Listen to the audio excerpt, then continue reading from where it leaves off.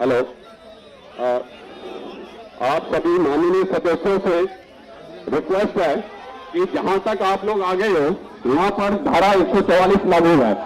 वहां पर किसी प्रकार का प्रदर्शन करना, धरना देना एकदम कानूनी अपराध है।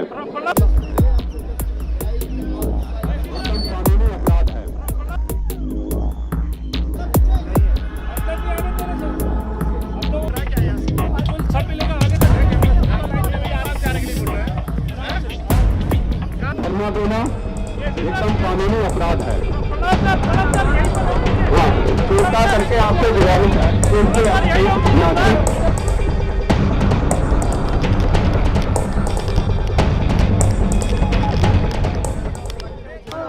आज फिर एक बार यहाँ विजय चौक पे प्रदर्शन कर रहे हैं।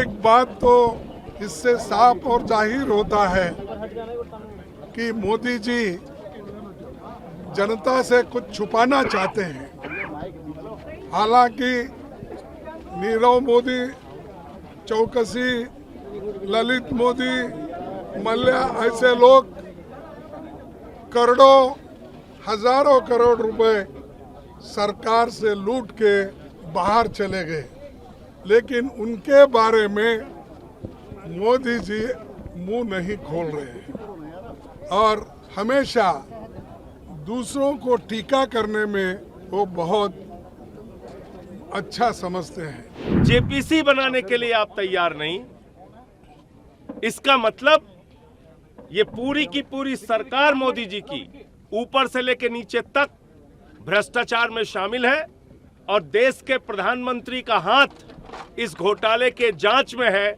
इसलिए वो जेपीसी से भाग रहे हैं। हमारी लड़ाई जारी रहेगी। कल जिस प्रकार से राहुल गांधी जी के एक चुनावी भाषण कर्नाटक में हुए, उस पर मुकदमा गुजरात में हुआ। मुकदमा करने वाला भारतीय जनता पार्टी का कैबिनेट मंत्री है और कभी आपने नहीं सुना होगा डिफेमेशन में 2 साल की सजा हो जाए। 2 साल की सजा भी हो जाती है। इसका मतलब सारे विपक्ष के नेताओं को ऐसे ही फंसाकर ईडी, सीबीआई तमाम जांचों में न्यायालयों से सजा कराकर उनको अयोग्य घोषित कराना है। ये कहना चाहते हैं, हम सब जो रोज मांग कर रहे हैं कि एक जेपीसी का गठन हो, उसको अवॉइड करने के लिए धन्ना सेठों को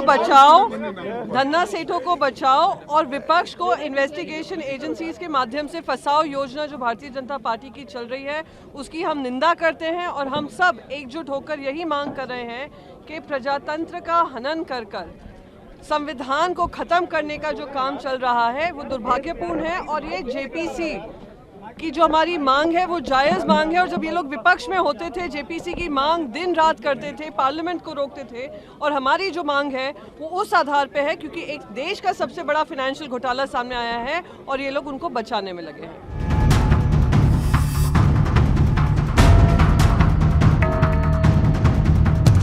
आप सभी माननीय सदस्यों से रिक्वेस्ट है कि जहां तक आप लोग आ गए हो वहां पर धारा 144 लागू है। वहां पर किसी प्रकार का प्रदर्शन करना, धरना देना एकदम कानूनी अपराध है।